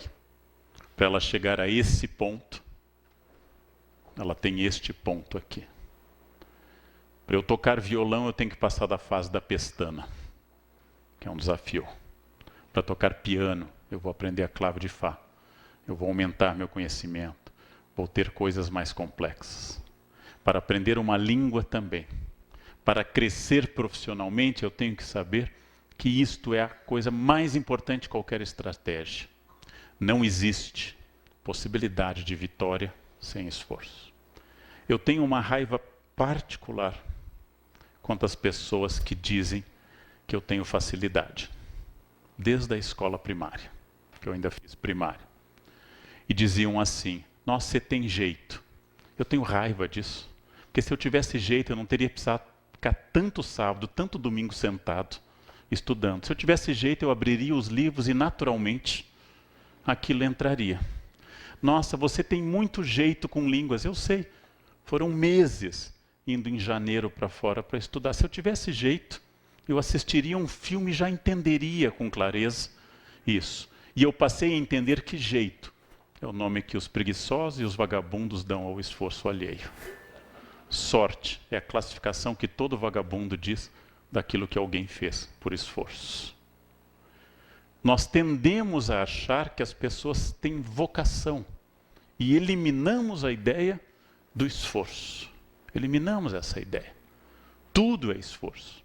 E esse esforço tende a crescer na descida. Já notei da minha idade há algum tempo em diante que é uma opção. Diante de uma coisa simples como um quindim, há uma opção. 1 minuto de prazer na boca ou o resto da vida no quadril. É uma opção. Eu tenho que fazer uma escolha. Eu quero este prazer agora, que é bom, ou eu quero um outro prazer. Eu tenho que fazer opções a todo instante. Se eu quero estudar, eu vou ter que abrir mão de algum lazer. Se eu quero fazer um curso à noite de pós-graduação ou de graduação, eu vou ter que fazer um sacrifício brutal, que é ir cedo para o trabalho e sair da faculdade perto das 11 horas. Este é um esforço brutal, é cansativo. Você chega no sábado, catatônico. Não consegue sair da cama, só geme, murmura, porque a semana foi estressante. A faculdade já é um esforço, trabalho é um esforço, juntar os dois é um esforço titânico. Se eu quero aprender língua, se eu quero aprender a pintar, se eu quero qualquer coisa, eu preciso deste esforço. E nós temos uma dificuldade enorme em conceber este esforço. E traduzimos isso como jeito, sorte, quando não acusamos de manipulação e assim por diante. Todo ato de construir, todo ato de elaborar, de erigir, é um ato de pedra a pedra, no qual a pedra seguinte só pode se apoiar na anterior. Não existe telhado simpático sem um alicerce sólido. Essa metáfora significa que todo fruto que eu possa colher, inclusive a partir da vida adulta, representou uma série de esforços na origem. E eu posso colhê-los depois. É preciso enfatizar, especialmente nesse país, que tudo é fruto desse esforço. Que ninguém é rico por aquilo que ganha, mas como dizem alguns economistas, As pessoas são ricas por aquilo que gastam. Que uma pessoa pode ganhar muito dinheiro e viver no Serasa. E outra pode ganhar muito menos e acumular todo mês. Conheci há pouco um latifundiário em Mato Grosso do Sul, que citou um número impressionante da sua fazenda, e me disse que foi comprando hectare por hectare. Cada vez que sobrava um dinheirinho, ele comprava mais um hectare. E passou de um sítio a um latifúndio. Eu não estou fazendo aquela conversa que empresas adoram, que vocês devem amar o que fazem para diminuir a pressão trabalhista. Esse é um papo que a empresa adora. É preciso vestir a camiseta da empresa, ou seja, aceitem ser explorados ao máximo e não reclamem. Isso é anestesia social. Nós devemos sempre protestar por aquilo que é justo. Mas devemos escolher causas que são justas. Não devemos brigar por causas menores. Tem pouca coisa que vale a pena brigar na vida, muito pouca. Mas essas devem ser alvo de briga. Maquiavel definiu no século XVI que a estratégia de uma vida ou de um Estado é formada pela junção de dois valores complementares e opostos. O conjunto das minhas habilidades, que em italiano se intitula virtù, conjunto das minhas técnicas, conhecimentos e destrezas, e aquilo que eu não controlo, aquilo que chamaríamos de sorte ou azar, que Maquiavel denomina simplesmente pela palavra clássica fortuna. Fortuna no sentido de acidente. Todos os fatalistas enfatizam fortuna. Todos os fatalistas repetem aquela frase de homem do deserto, de beduíno, maktub. Estava escrito. Tinha que ser, era minha hora. Todos os fatalistas pegam o segundo elemento. Toda a teologia do empreendedorismo enfatiza o primeiro elemento. Você pode tudo, basta pensar. Eu também tenho raiva dessa frase. Tem uma autora que eu li num livro, que ela conta um segredo no livro. Se você pensar, acontece. Eu tenho vontade de empurrá-la de um prédio e dizer, agora voa. Voa, mas pensa com firmeza que você pode voar, né? Eu tenho limites, aliás, Newton dá vários. Dá vários limites. Eu não posso tudo. Achar que o meu pensamento cria tudo é um pensamento esquizofrênico. A esquizofrenia é uma doença muito grave e muito angustiante para a pessoa e para a família. Então, eu vou traduzir isso num gráfico que eu gosto muito, simbolicamente colocando no eixo Y tudo aquilo que foge ao meu controle. Tudo aquilo que eu não posso interferir, como uma turbulência no avião. E vou colocar no elemento X tudo aquilo que depende da minha vontade, do campo volitivo, do campo da vontade.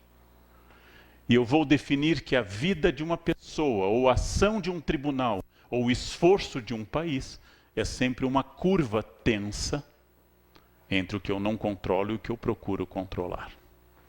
Quanto mais eu for estratégico e planejador das coisas, mais eu vou tender à horizontal.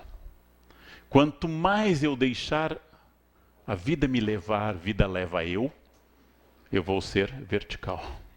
E a vida vai levando, em geral, para o buraco, mas ela vai levando.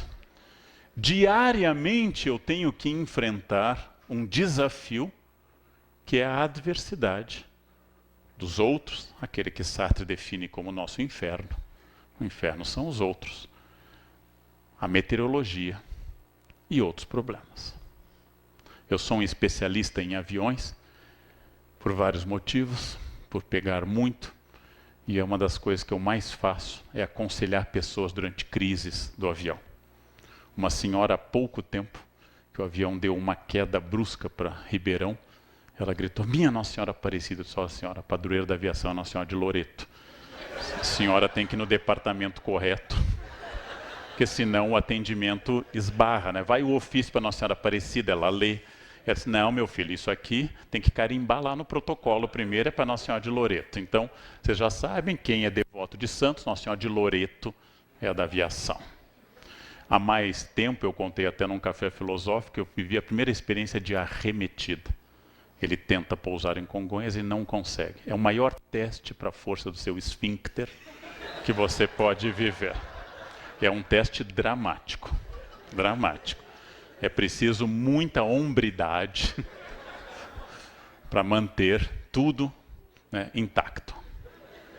Mas eu disfarçava lendo, fazendo de conta que não estava acontecendo. E a senhora do meu lado fazia sinal da cruz um atrás do outro. Quando o avião estabiliza e você acabou de sobrevoar aquela área que um avião da TAM tentou o mesmo e não conseguiu, tem mais essa ainda, você sente que não foi dessa vez, e a mulher olhou para mim e disse, o senhor não reza? Eu disse, olha, a senhora já rezou. A área mínima de proteção tem que me incluir, né? Estou na fila 3F, ela está na 3D, na cadeira 3D, é óbvio que Deus não vai ficar segurando no céu uma cadeira. E se for, eu agarro a cadeira dela. Eu não controlo tudo. Aliás, eu controlo uma quantidade muito limitada de coisas, mas eu controlo. As pessoas são diferentes porque sorte e azar ocorre a todos. Mas a virtude varia de pessoa para pessoa. O que elas fazem com o azar e o que elas fazem com a sorte varia de pessoa para pessoa. No ano passado, dia 4 de julho do ano passado, eu cumpri um velho desejo e comprei o carro que eu vinha sonhando há muitos anos. Poucas mulheres entendem a alegria do cheiro de um carro novo. É uma das melhores experiências da vida. Você fica passando a mão, é uma coisa erótica, você fica passando a mão no painel, chama amigos para que eles o invejem, e aí você apresenta o carro. Dia 4 de julho, feliz com o meu carro. Dia 7 de julho, 3 dias depois, um taxista entrou nele com toda a força. E eu parado no sinal, perto da estação Terminal Barra Funda, o taxista avançou no farol vermelho e entrou no meu carro com toda a força. Isso é fortuna. Eu não posso controlar a loucura dos motoristas. Isso é fortuna. Mas a virtude é a próxima decisão. O taxista fugiu. Estava errado e não devia ter seguro. Eu poderia ter ido atrás dele, velozes e furiosos, em plena noite, nas ruas de São Paulo. A chance de terminar a meu favor era muito baixa. O que eu faria? Jogaria meu carro em cima dele? Chamaria para briga? Eu não sabia quem ele era. As chances são em aberto. O que eu faria neste caso? Eu decidi não correr atrás dele e assumir um prejuízo grande, psicológico e material. Isto é virtude. Como eu interajo com as ações da fortuna, é virtude. Alguém me desafia, alguém me xinga, alguém me insulta na rua ou no trabalho, isto vai ter que esperar de mim uma reação que dialoga com a virtude. Eu já disse em público, já gravei isso também, citando os filósofos estoicos como Marco Aurélio, especialmente seu livro Meditações, que a partir do capítulo 2 estabelece quem pode tirar a minha paz. Esse é o típico estoicismo. Eu penso nos xingamentos de trânsito. Quando alguém me xinga, e só há 2 xingamentos em São Paulo, não sei se em Goiânia há mais. Um envolve minha mãe e outro envolve uma suposta preferência sexual minha. Quando eu recebo esses 2 xingamentos, acompanhados do dedo médio em riste, eu sou obrigado a refletir. Acusam a minha mãe de vender favores mediante remuneração. Tem 2 hipóteses, ou sim, ou não. Olhando minha mãe nas fotos, e a sua cara, ela foi obviamente fiel. Ela não tem aquele brilho da pele, aquele sorriso, aquela clareza de satisfação. Ela realmente foi mulher de um único homem a vida inteira. Tem aquela cara fechada, triste, da fidelidade de uma mulher honesta. Né? Hoje, certamente, minha mãe não faz nada disso. Então, ele pode estar errado, porque minha mãe não foi. E se ele estivesse certo? Eu poderia dizer a este outro motorista, por quê? Você conheceu mamãe, mas era tanta gente naquela casa que eu não lembro. Ou eu sou filho desta mulher ou não sou. E nos 2 casos não há ofensa. Vamos ao exame da segunda ofensa. Fui acusado de exercer uma atividade sexual não dominante. Há 2 hipóteses. que eu burn the donut, ou não. E veja, não é um xingamento, porque a escolha sexual nunca é um xingamento. Faz parte da liberdade das pessoas. Se eu sou uma pessoa que não exerce aquilo que me acusam, até porque não é um xingamento, eu digo para ele simplesmente, não, você está enganado, eu sou hétero. Que não é uma virtude, é apenas uma questão. E eu posso, pelo contrário, ser essa pessoa e dizer, nossa, nós já nos conhecemos, eu não lembro bem do seu rosto, mas é que eu via só mais a fronha, então eu não guardei todos os rostos, né? Tudo bem. Nos dois casos, sendo eu straight or gay, que não é um problema, ele não me ofende. Porque não é uma ofensa falar daquilo que eu sou. Como um aluno que bateu a porta na minha cara uma vez ao receber uma prova e disse, seu careca. Eu disse, parabéns, você vê, né? Isso é a visão é um dom maravilhoso, gente. Tanta gente não vê. Não vê. Ontem eu estava autografando um livro em São Paulo e a pessoa que recebeu, nossa, sua letra é feia. Devia ser alguém do meu estado. Esse tipo de sinceridade é muito gauchesca, né? Sabem que a diferença entre o pinheiro e o gaúcho é que o pinheiro leva 30 anos para ficar grosso, né? Então, tipicamente do meu estado.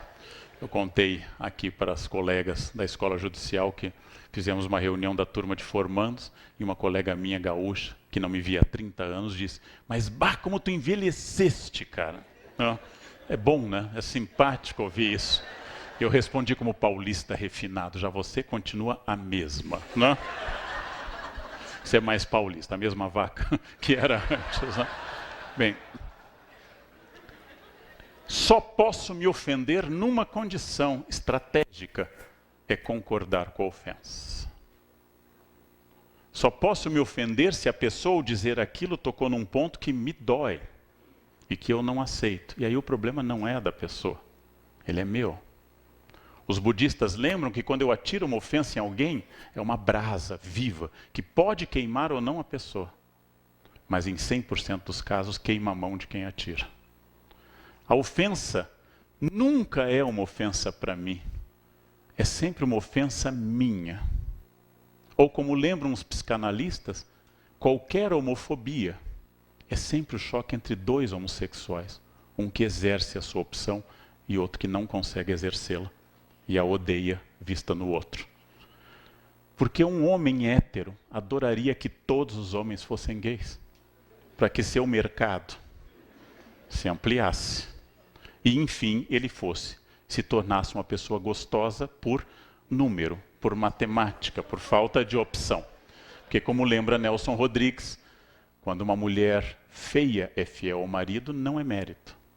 Quando ela é bonita e é fiel ao marido, é mérito, porque a primeira é a escolha dos homens e a segunda é a escolha dela mesma. Os fatos aleatórios não podem ser controlados. E acima de tudo, porque não apenas o mundo, mas eu também erramos. E erramos bastante. Sabedoria é aquilo que sucede às pessoas depois que elas erram sistematicamente. Depois de errar muito, nós atingimos a sabedoria. Às vezes pode ser uma sabedoria cínica, que é o caso do rei da soja, Lacir Moraes, que acompanhada de uma modelo de 18 anos, ele com 70, foi questionado por uma pessoa que ele disse, o senhor não entende que ela está com o senhor por interesse? E ele tinha uma sabedoria cínica, eu sou milionário. Uma de 70 anos também estaria por interesse, eu prefiro de 18. É uma sabedoria cínica, mas é uma sabedoria. É uma pessoa que sabe o que quer e quanto quer pagar por aquilo que quer. É a junção de duas necessidades. Um em busca de algumas coisas, outro em busca do CPF. Mas é uma junção de duas necessidades. O erro é fundamental. O erro é uma das coisas mais fundamentais em todos os casos. Nós dizíamos em tradicional interpretação de textos jurídicos, como o Código de Justiniano, e a partir principalmente da imersão de novas traduções, que no contraditório está o começo da justiça. O contraditório é o início da justiça, porque o contraditório é quando, provavelmente, um lado acusa o outro de erro, ou de visão equivocada. O contraditório é fundamental e o erro é fundamental, porque ele que me define como pessoa. O erro é uma das coisas mais importantes que eu posso fazer. É com o erro que eu chego à possibilidade de um acerto maior. E quando eu volto àquela palavra do Gênesis, errar é humano, eu vou dar um exemplo que meu colega Cortella dá num texto, quando ele nos lembra que nós andamos desde 1 ano de vida, provavelmente, e que nós treinamos a andar diariamente há 30, 40, 50 anos diariamente e tropeçamos. Não há nada na vida que eu treine tanto quanto andar, e eu erro. Quer dizer, não adianta. Errar é humano. Errar é absolutamente humano. Absolutamente humano. E o erro é central.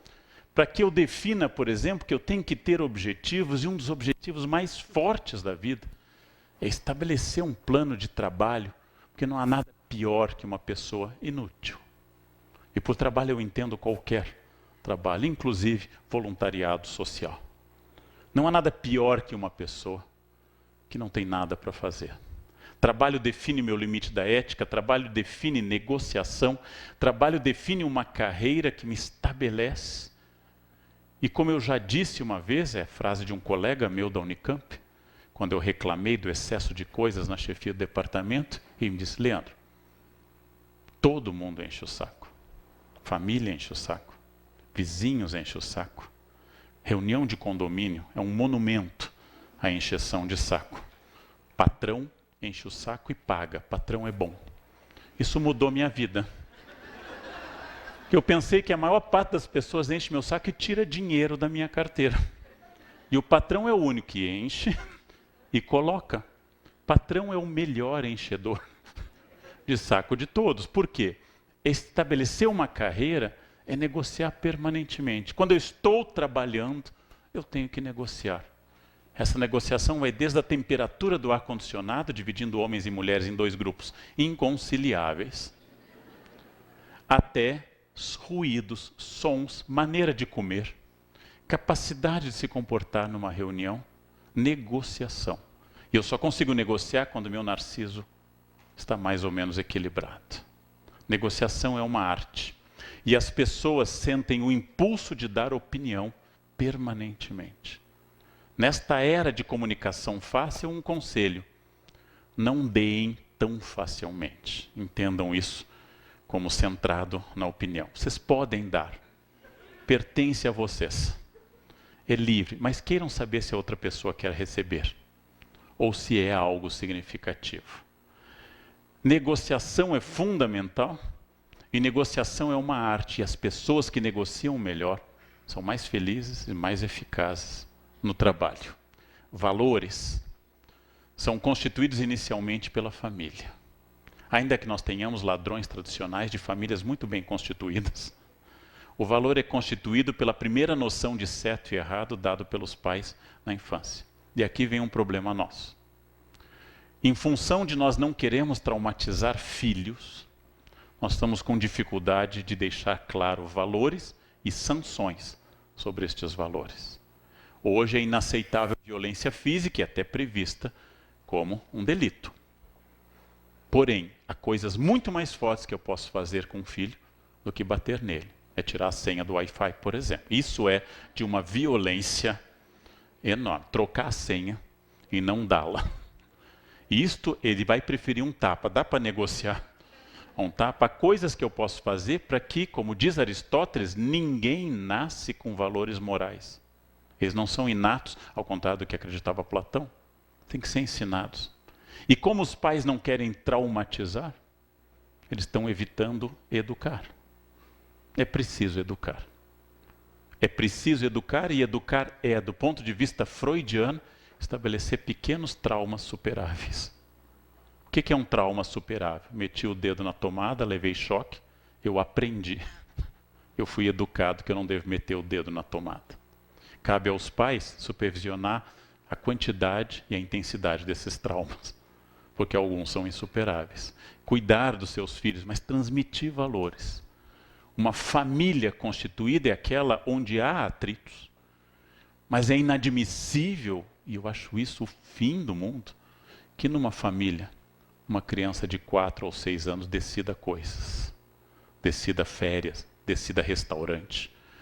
Uma criança de 6 anos decidindo restaurante tem uma carreira política pela frente fabulosa.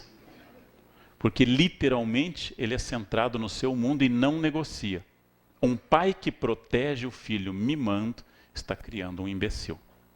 E um imbecil desagradável no futuro. O mimo é a pior de todas as ações que se pode fazer com uma criança. Porque eu estou destruindo o futuro dele. Quem ama, educa. Quem ama, estabelece limites. Quem ama, ensina as pessoas que elas não são únicas nem centralizadas, que há outros no planeta. E nós somos um país que cada vez mais tem dificuldade em ver isso. A crise traz isso à tona de novo. Quais são meus limites? De novo, e sempre usando uma imagem renascentista, a perspectiva. Qual é o ponto que eu vejo mais profundamente? Na década de 70, quando ocorreu a crise do petróleo, a partir da guerra de Yom Kippur, 73, quando a OPEP disparou o preço do petróleo, na maior disparada que houve toda, que foram os 2 choques da década de 70, o governo brasileiro, então liderado pelo nosso único presidente luterano, Ernesto Geisel, tinha diante de si a seguinte questão: paraliso todas as obras de infraestrutura, como o metrô de São Paulo e Rio, como Itaipu, como o projeto de Angra dos Reis. Ele decidiu que não, porque a crise passaria e aquilo seria necessário. Claro que tivemos um aumento de endividamento, mas a visão estratégica pode ser essa: aumentar o meu esforço, porque a crise passa e as pessoas não. A crise passa. E vai haver um momento que eu vou precisar olhar além da crise. Eu aprendi assim que eu entrei na USP, a pós-graduação, com a minha orientadora, uma coisa muito estarrecedora para mim, quando ela me contou que, como ela, militante de um grupo de extrema esquerda na década de 60, foi presa. Presídio de Tiradentes, foi torturado. E o torturador chegava todos os dias, queimava, dava uns tapas, dava uns choques, fazia aquelas perguntas: quem matou Joana d'Arc, né? Quem tentou, fazia as perguntas e ia embora. Era um hábito. E depois de 3 meses mudou o torturador. E ela disse que nunca sentiu tanto medo na vida dela, porque ela não sabia o que o outro iria fazer. E eu concluí que até torturador cria zona de conforto. Até quem me machuca, se for da mesma maneira, cria zona de conforto. Até a infelicidade vicia as pessoas. Porque ser infeliz tira a minha responsabilidade da vida. São as pessoas que reclamam sem parar. E sentem uma profunda alegria nessa reclamação. Perspectiva, nessa que é talvez a foto mais cafona que alguém pode fazer. A perspectiva muda por completo dependendo do ângulo que eu tiro a fotografia. A Torre de Pisa ou Taj Mahal, outro exemplo de cafonice insuperável. A Torre de Pisa ou Taj Mahal, pegar a cúpula do monumento do Shah Jahan, do imperador que fez o Taj Mahal, é um exemplo de como eu posso mudar as questões de tamanho a partir do ponto que eu as olho. Aqueles que desistem durante a crise decidiram que ela será permanente. E esta é uma decisão pessoal. Só que o fazem provavelmente por preguiça e covardia. Porque não querem um esforço. E vão dizer a vocês que não é preciso fazer muito, que aqui nada dá certo. Aqui tem coisas que deram muito certo e aqui tem coisas que fracassaram. A perspectiva pode me trazer uma conclusão fundamental, que se é impossível para o ser humano um estado permanente de felicidade, não nos pertence essa capacidade. A felicidade é feita de espasmos momentâneos e de um sentimento mais ou menos generalizado, se eu acho que a minha vida vale ou não a pena. A perspectiva da felicidade é o que está à frente. E essa perspectiva depende exclusivamente de pessoas. Não depende de signo astrológico. Não depende de sangue. As pessoas dizem: eu tenho sangue italiano, então eu falo alto. Sangue, gente, tem A, B e O, só. Que é a amostra como argumento racista é de imbecilidade brutal. O sangue humano é de 4 tipos, positivo e negativo, e ninguém tem sangue italiano, ou alemão, ou negro. Todo mundo tem sangue humano, exclusivamente sangue humano. A perspectiva me dá a possibilidade de eu não atribuir a terceiros os resultados. Você engordou, é tireoide, eu tenho tireoide. Toda a humanidade tem tireoide. Alguns extraem, mas toda a humanidade tem tireoide. A gente é de ossos pesados. Eu não sei, eu como uma alface engordei 4 quilos. Impossível fisicamente. Massa não pode se multiplicar espontaneamente. A teoria da geração espontânea foi derrubada há muito tempo. Só há uma maneira de engordar, colocando mais calorias do que eu gasto, só. Mas eu quero. O meu esporte é sumô. Eu quero isso, né? Esse é o meu destino. Não tem problema. Fujam do padrão. Fujam da ditadura da magreza. Mas tenham consciência que ser gordo, magro, atlético ou qualquer outra coisa é uma escolha. É uma escolha pessoal e diária. Me perguntaram no meu grupo de fanpage do Face qual era o segredo de ler tanto. E aí eu ensinei esse segredo que eu só revelo em tribunais. Porque eu acho que espalhar torna vulgar isso, né? Então revelo para um padrão alto como o de vocês. O segredo é o seguinte: você senta, abre o livro e lê. É um segredo muito especial que eu levei décadas para entender. Quando eu tenho que ler, eu sento, abro o livro e leio. Se eu não ler, o livro não se lê. E quanto eu vou conseguir ler? Quanto mais vezes eu abrir o livro, sentar e ler. Há momentos que eu estarei mais ligado ao texto e menos ligado. Me perguntam, como é que você vai à academia às 5h30 da manhã? Eu faço assim, eu levanto, eu saio da cama, eu ponho roupa, pego o carro e encontro meu personal às 5h30. É um segredo brutal. Não? É assim que eu vou. É uma coisa que pouca gente descobriu, esse método revolucionário. Que tudo o que eu fizer nessa vida, especialmente em momentos de crise, é uma decisão. E eu sou o senhor do meu destino. Eu tenho que ouvir essas coisas e não posso redarguir, porque algumas pessoas são frágeis. Sabe por que você fala assim bem? Porque você é de aquário. Eu quero matar alguém que diz uma coisa dessas. Né? Você é signo de ar. Né? É ótimo, né? É ótimo isso, né? Aí você é muito tímida. Câncer, coitado. É família, chora em inauguração do supermercado. Mas esse seu gênio ciumento, escorpião é água, ciumento, você é muito avarento, cara, é touro, taurino, para abrir a mão, é uma coisa. Gente, tomar um modelo de céu da Suméria fixo, como um dado científico no século XXI, pensamento mágico é divertido, mas nós temos que colocar o unicórnio dourado, a cuca e o boitatá no campo que eles merecem. O pensamento mágico é fabuloso para definir a humanidade, mas é um pensamento mágico. Chega o ano novo e eu vou colocar roupa de baixo vermelha para encontrar amor. O que você encontra na vida com uma cueca vermelha, gente? Tentem pensar. E que Exu você se torna com uma cueca vermelha? Eu vou colocar amarelo, vou colocar uma cueca amarela porque é dinheiro. Dinheiro. Pense o que eu consigo com cueca amarela. Imaginem a cena da cueca amarela. Lingerie até talvez possa, mas a cueca é indescritivelmente ruim. O que significa isso? Eu vou ganhar dinheiro se eu ganhá-lo. Eu vou encontrar o amor se eu for atrás e tentar. E talvez se eu não encontre, o problema não seja do amor, mas de mim. Eu vou conseguir as coisas no momento que eu fizer, comendo ou não lentilha. Botando cueca vermelha ou não. Pulando 7 ondinhas ou não. O ano não será regido pela magia, mas o ano será regido por aquilo que eu fizer. É uma das coisas mais revolucionárias do mundo. Decidir-se senhor da sua vida, dono da sua carreira, gerador de parte daquilo que é a sua família. gestor de tudo que passa por você, e ao final, o resultado é exatamente a liberdade diante da sua biografia. Para não ter que acusar que foi um momento... Você não prosperou. Era um momento muito difícil no Brasil. Tem gente que está enriquecendo neste momento. E tem gente que está indo à falência, inclusive no momento de prosperidade.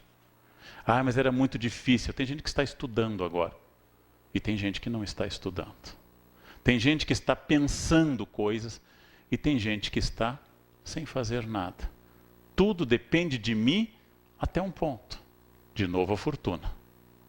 Se o avião cair, não importa o pensamento positivo que eu tiver. Aí é Newton, não é pensamento. Eu vou cair. Eu vou cair. O lado bom, como eu dizia pela manhã cedo a desembargadora, é que não há paraplegia em acidente aéreo. Nenhuma pessoa perde os movimentos após um acidente aéreo. Ao final, o que eu consigo, se eu seguir estes preceitos e conselhos, é de fato transformar a crise em oportunidade. É de fato fazer deste momento um salto seguinte. De fato investir no futuro. É isso que eu tenho perseguido insistentemente a minha vida inteira. Onde eu posso melhorar. Onde eu quero melhorar. E cada vez mais consciente de uma coisa que eu não sabia na juventude. A energia decai a partir de uma idade. E vai decaindo numa proporção geométrica. Ela decai muito. Logo, eu tenho que ter algumas coisas acumuladas antes. Porque eu não conseguirei fazer isso no fim.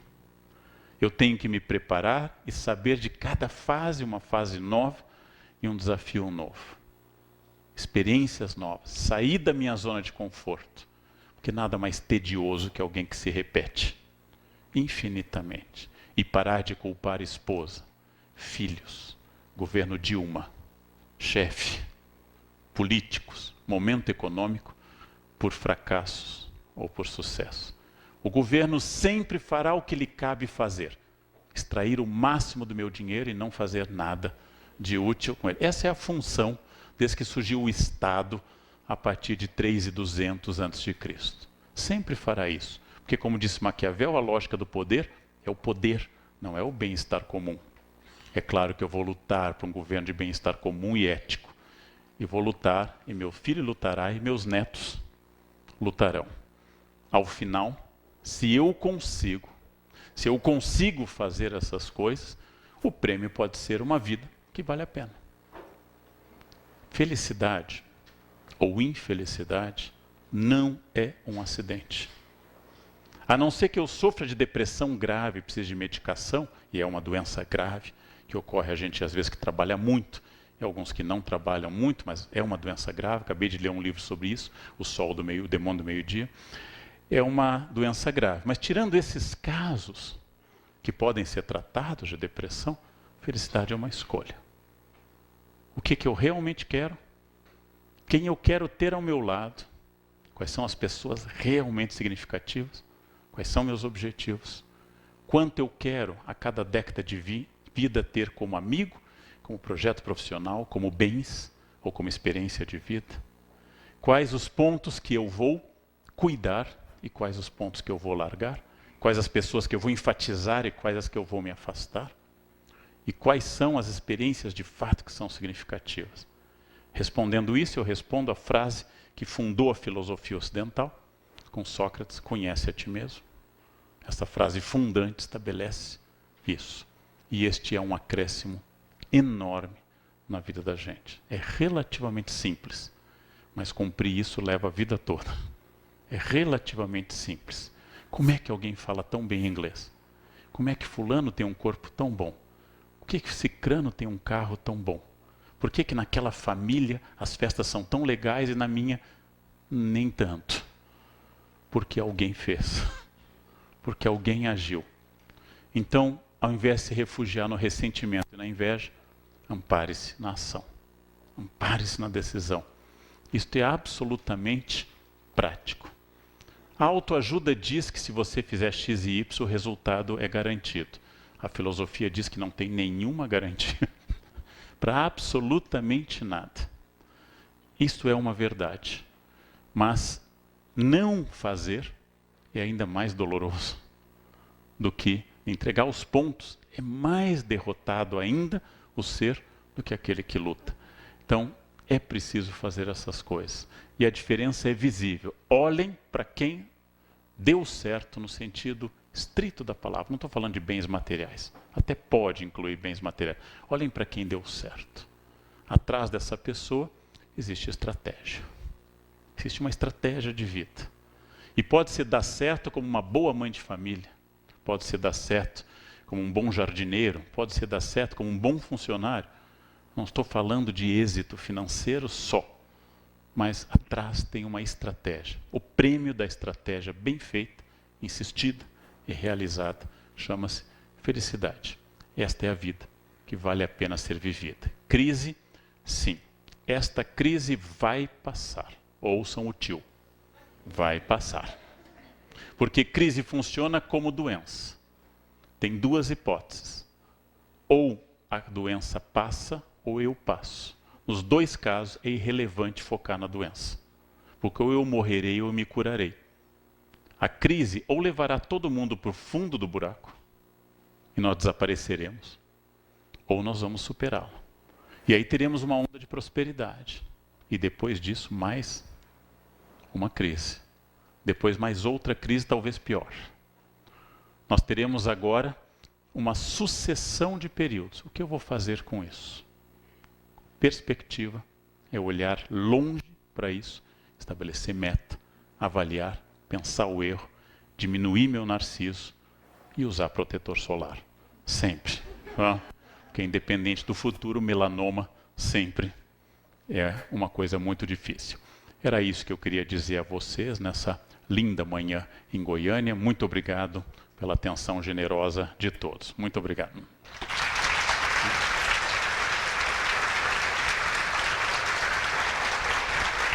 Obrigado.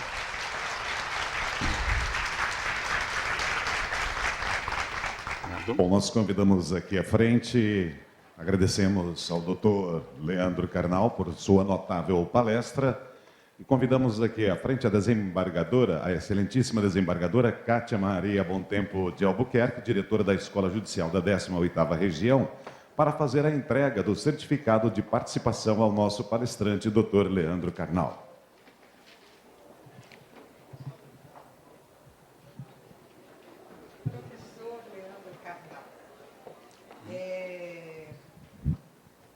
Ficar speechless, sem palavras, até como forma de gratidão, de agradecer o que o senhor fez conosco nesta manhã. O senhor começou falando de perspectiva, o senhor encerrou falando com perspectiva. A única certeza que eu carrego é que eu tenho certeza que o senhor desafiou cada um de nós aqui. É uma palestra dentro da nossa luta diária, atípica daquilo que nós estamos acostumados a fazer. Eu acho que é o que nós estamos precisando, que o senhor desafiou pensamentos. E eu prefiro pensar assim, não é que o senhor abriu muito livro, sentou e leu, vou acreditar que o senhor é de aquário. Exatamente. Vou acreditar Signo que o senhor de Ares. leva jeito para a coisa. Leva jeito. Para nos agradecer. Desde lá do primário. Entendeu tudo, tudo, absolutamente. Eu entendi que o senhor é de aquário, que o senhor leva jeito para a coisa, Exatamente. não que o senhor estudou tanto Não. para chegar nesse momento aqui. Eu quero só dar o certificado para o senhor e entregar para o senhor levar para a sua casa um livro de uma artista nossa, a Goiandira do Couto. Eu espero que o senhor leve com carinho de uma manhã que o senhor fez a gente, desafiou, que a gente pensasse e nos ajudasse a trilhar o caminho, e nós vamos trilhar de superação da crise com essa nova perspectiva de saber onde e como nós devemos chegar lá. Muito, muito obrigada. Eu é que agradeço. Gente. Obrigado, desembargador. Obrigado. Obrigado. Ótimo. Obrigado. Aqui. Essa é por Orkut aqui. Encerramos aqui o evento de abertura do ano letivo da Escola Judicial da 18ª Região. Mais uma vez agradecemos a presença de todos. Tenham todos uma ótima tarde.